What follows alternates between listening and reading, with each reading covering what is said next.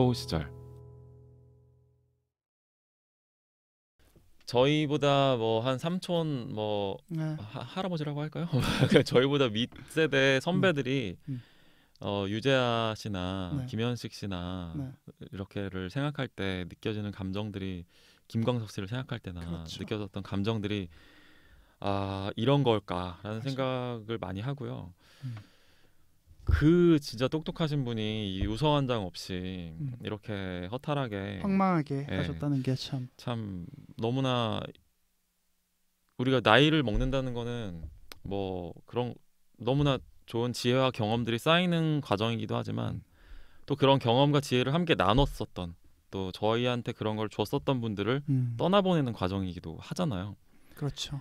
그런 것들을 참 느끼게 해준 하나의 사건이었던 것 같고, 그런 것들이 앞으로도 잔뜩 남아있다고 생각하면 정말 이 세상은 신해철 씨가 말한 묘사한 그대로 고통과 아픔과 이런 것들로 가득 차 있는 가시밭길인 게 아닐까라고 하는 그런 슬픔에 잠길 때도 있는 것 같아요.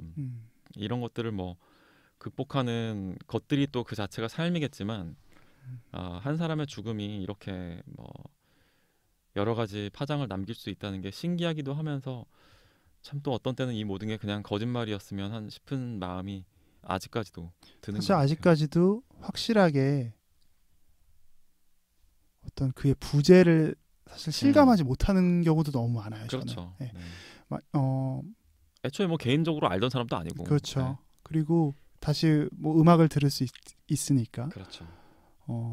제가 옛날에 어떤 만평을 봤었을 때의 느낌인데, 그건 세월호 만평은 아니었어요. 네. 근데 제가 세월호를 겪었을 때의 느낌이 그 만평, 그 어떤 정치 만평인데 그 표현 같은 느낌이었거든요. 네. 마음 한 구석이, 모든 사람들이, 지나다니는 사람들의 마음이 다 뻥 뚫려 있는 거예요. 네. 세월호가 그런 일종의 PTSD를 우리 그렇죠. 국민들에게 그런 애통하는 마음을 갖게 한 건데, 네. 신해철 팬들에게 신해철의 2014년의 죽음은 그저 흔한 사람의 자연사가 아니었던 것 같습니다. 맞습니다. 그런 네. 파장을 일으켰고, 그를 좋아했든 혹은 싫어했든 미워했든 네. 뭐 열광했든 그 모든 사람들한테 고민, 그리고 잠깐 멈춤의 시간을 갖게 했던 네. 사안이 아니었나 생각을 하고요. 좀 분위기를 바꿔서 네. 어쨌든 그 신해철 씨가 이제 돌아가셨지만 네. 우리는 그가 남긴 음악들을 또 좀 소개하기도 하잖아요. 맞습니다. 저희가 그래서 원래 뭐 호우 시절의 컨셉이 어울리는 노래들을 하나씩 추천하는 거예요. 네. 근데 오늘은 어울리는 노래를, 저희가 신해철의 뮤지션을 얘기하는데 어울리는 노래를 추천하는 게 아니라 그렇죠. 신해철이란 사람의 최애곡, 내가 제일 좋아하는 노래, 좋다. 그거를 서로 맞춰보는 거예요. 서로 맞춰본다고요? 서로 맞춰보고 네. 뭐 맞춰보는 게 중요한 건 아니고, 저는 원우 씨 걸, 원우 씨는 제 걸 한번 생각해보고 실제로는 저는 알 것 같은데요. 그 앨범에 대해서 한번 이야기를 해보는 거죠. 네. 노래에 대해서. 알 것 같으세요? 그럼 저부터 해볼게요. 저는 알 것 같아요. 저는 Here I Stand For You일 것 같아요. 제가? 네. 이유는? 이유는 아까 사실은 뭐 어느 정도 설명하신 거기도 한데, 조 선생님의 세계관과 그 미련한 그런 우직하다고 할게요. 네. 우직한 등불을 들고 여기 서 있을게. 먼 곳에서라도 나를 찾아와라. 나는 아직도 이 세상 속에서도 사랑과 영혼과 약속과 헌신이라는 말을 믿는다. 네. 나 여기 있을 테니까.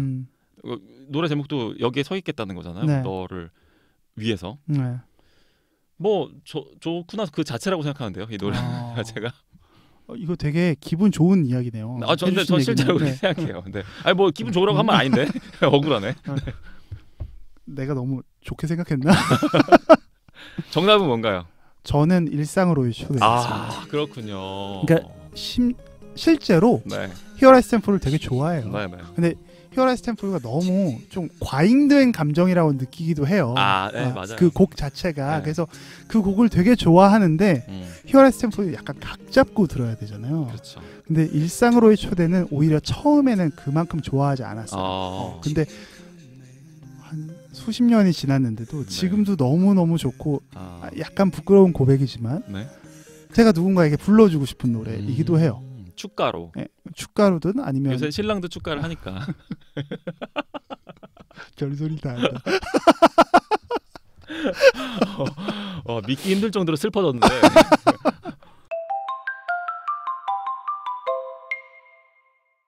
저는 원우 씨 노래로 픽한 거는 네.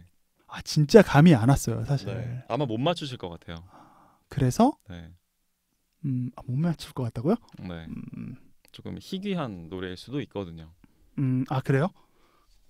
그래도 제가 생각한 노래로 드릴게요. 네. 근데 그럼에도 불구하고 제가 그냥 굳이 생각해 보면 네. 나에게 쓰는 편지였어요. 어떤 이유 때문에? 그냥 별로 대단한 의미는 아니고 네. 일단 글을 쓰는 사람이고. 아까 나는 분명히 되게 좀 잘. 저는 원우 씨의 글을 되게 좋아하고 네. 글을 쓰는 사람이고 또 동시에 원우 씨랑 많이 이야기를 해보면 느끼는 건데 자기 자신을 성찰하지 않으면 네. 할 수 없는 이야기들을 전 많이 한다라고 생각해요. 근데 그게 기분 좋다. 그게 나에게 쓰는 편지의 신해철이 네. 전 일종의 자기 자신에 대한 선언이라고 생각하거든요. 신해철의 그렇죠. 가사 같은 걸 보면 맞습니다. 그가 꼭 그렇게 살고 있어서가 아니에요. 내가 이렇게 살고 싶어서인 거고. 맞습니다. 그걸 잊지 않으려고 하는 어떤 그런 노력이죠. 사실 많은 글 쓰는 사람들이 그런 것 같고요. 네. 근데 그런 부분에서 좀 영감을 받지 않을까 이런 생각을 했었습니다. 네. 되게 기분 좀 네. 좋네요. 네, 그래요? 약간 근데 정답은 아니고요. 네, 뭡니까?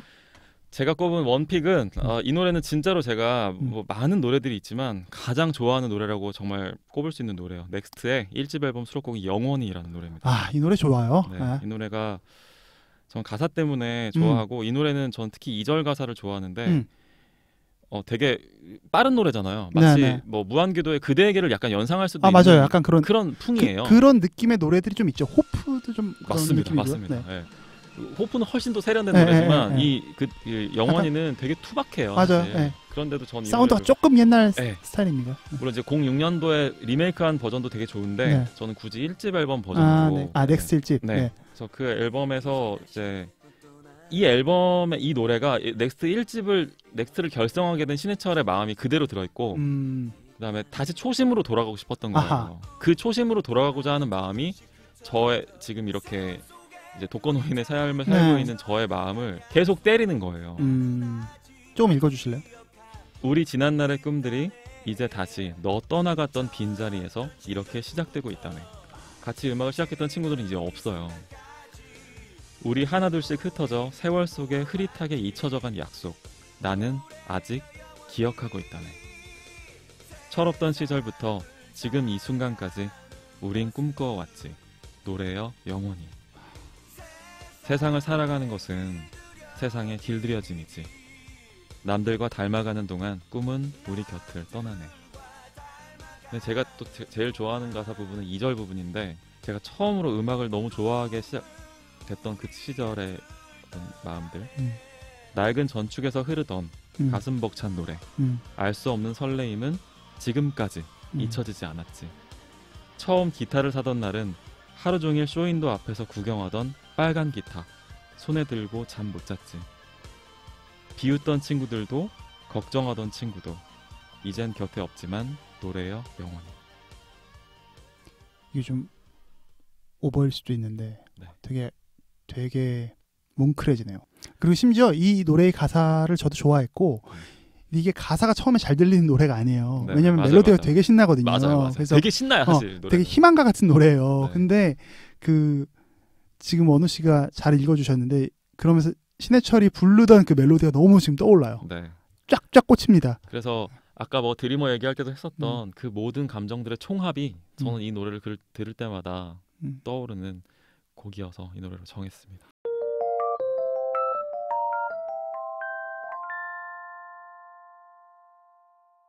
저는 또 앨범으로만 살짝 얘기해 보면 그 아까 우리가 너무 짧게 얘기했는데 그 쓸고퀄이라고 하죠.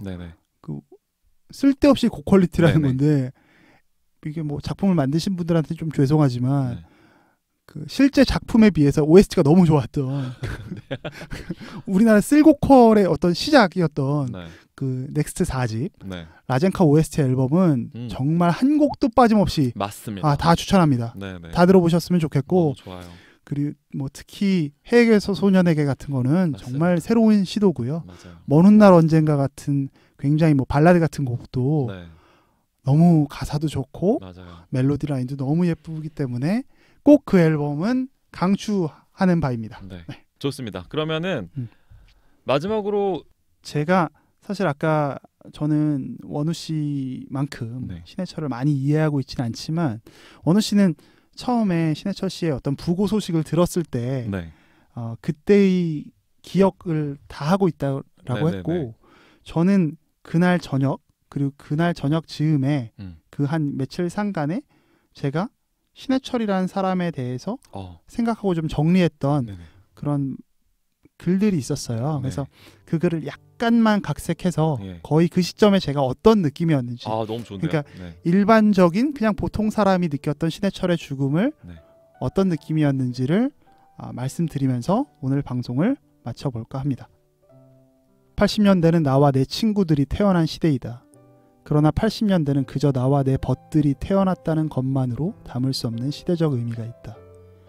개인적으로야 내가 태어난 시대니 이보다 더 큰 의미가 있을 수 있겠냐만 사회적 관점에서 볼 때는 그보다 더 중요한 가치와 무게가 있는 시간이었다. 정치 사회적으로는 민주화의 물결이 있었다. 간략하게만 짚어보면 80년 5.18부터 시작해서 87년 6월 항쟁을 거치고서야 얻게 된 대한민국 최초 직선제는 숱한 피를 흘리고 우리 사회의 갈등이 일궈낸 일종의 가시적 결과물이었다. 81년 바덴바덴의 함성은 결국 동방의 분단 국가에서 다시금 올림픽을 개최하는 기적으로 연결됐다. 어렸을 적만 해도 아시아의 4마리 용으로 우리 스스로를 분류하고는 했다. 시절이 좋아져서 이제는 4마리에만 안주하진 않으나 당시에는 그것만으로도 이미 자축할 수 있는 분위기였다. 경제적 성장과 풍요는 대중을 즐길 수 있게 했다. 80년대 후반에는 해외여행을 자유롭게 다닐 수 있게 됐으며 대중음악과 영화 산업은 꽃피기 시작한다. 조용필이라는 가왕이 탄생했고 30여 년이 지난 지금까지도 그 아성은 공고하다. 부족한 깜냥으로 대략 헤아려 볼 때 우리 대중문화의 장르적 구분이 발아한 시점이 80년대가 아닐까 싶다. 어느 정도의 사회적 경제적 기반을 통해 우리는 자유롭게 투표하고 먹고 사는 것뿐 아니라 자유롭게 글을 쓰고 자유롭게 노랫말을 실을 수 있는 시대. 그 시작이 80년대였다. 그리고 그 80년대의 힘은 90년대에 폭발하듯 대중문화에서 만개했다. 80년대의 유재하는 죽었지만 그를 기리는 음악회를 통해 90년대 이후 한국 대중문화를 이끌어가는 수많은 아티스트들을 배출했고 동물원은 하늘로 돌아간 지 20년이 된 가객 김광석을 우리 가슴에 선물해줬다. 문학은 자유로워졌으며 더 이상 칼막스에 져서도 금서가 아니게 되었다. 이들도 그랬다. 80년대에 발아해 90년대에 만개하고 아직까지도 큰 영향력을 발휘하고 있다. 88년 대학가요제에서 무한궤도라는 이름으로 신해철은 우리에게 그 존재를 각인시켰다. 수많은 멜로디와 노랫말을 통해 우리를 그 시절의 청춘들을 꿈꾸게 했다. 어릴 적 세상은 내게 꿈을 꾸라고 영원을 보라고 말해줬다. 그러나 살아보니 우리는 쉬이 꿈을 꾸지도 영원을 볼 수도 없음을 깨닫는다. 그게 개인의 노력의 부족이나 혹은 의지의 문제인지 아니면 사회 구조적 한계인지를 이 공간에서 논박하고 싶지는 않다. 허나 한 가지 분명한 것은 신해철, 마왕이 들려준 수많은 명곡들은 잠시라도 우리를 최소한 나를 그 시절 꿈꾸게 해줬다는 것. 세상의 문 앞에서 쓰러지지 않겠노라 다짐하는 어설픈 패기와 먼 훗날 언젠가 우리를 둘러싼 모든 시련이 끝났을 때 내 곁에 있어달라는 그 어이없는 고백은 우리에게 한 자락 달콤한 꿈을 꾸게 했다. 1974년 어린 신해철이 마주했던 첫 번째 죽음, 병아리 알리는 그 후 20년이 지나서 우리들에게 넥스트의 노래로 부활했고 다시 30년 가까운 세월 동안 불려지고 있다. 한 사람의 사라짐은 남겨진 자들에게 많은 생각들을 하게 한다. 많은 세월이 흐르면 그도 잊혀질 것이고 그의 노래도 들리지 않을 것이다. 조금이라도 더디게 잊혀졌으면 좋겠다. 많은 분들이 더 꿈꿀 수 있는 시간이길. 서로가 점점 떨어져야만 하는 거리감이 매너가 된 시대이다. 우리 스스로의 일상에 서로를 초대해서 마음껏 이야기할 수 있는 행복이 우리에게 있기를 신해철의 흔적을 돌아보며 바라게 된다. 하늘에서 행복하시길. 마왕 레스트 인 피스. 너무 수준 높은 부고기사 한 편을 본 것 같은 느낌이네요. 신해철 씨 노래 중에 70년대 받침이라는 노래가 있는데 마치 80년대 받침이 느낌이라는 글로 완성하신 조쿠노 선생님의 추모 글 같은 느낌이었고요. 사실 뭐 글은 그 원우 씨 글이 훨씬 좋은데 오늘 그 원우 씨가 너무 많은 이야기를 해주셔서 제가 약간 제 글로 조금이나마 부채 의식을 탕감하면서 오늘의 방송은 마치겠습니다. 다음엔 영화로 돌아올까요? 저희 뭐 이제 다시 비포 선셋 얘기나 좀 하죠 뭐. 네. 그럴까요? 그러면 끊었던 거 다시 들으시고 또 다른 작품으로 돌아오겠습니다.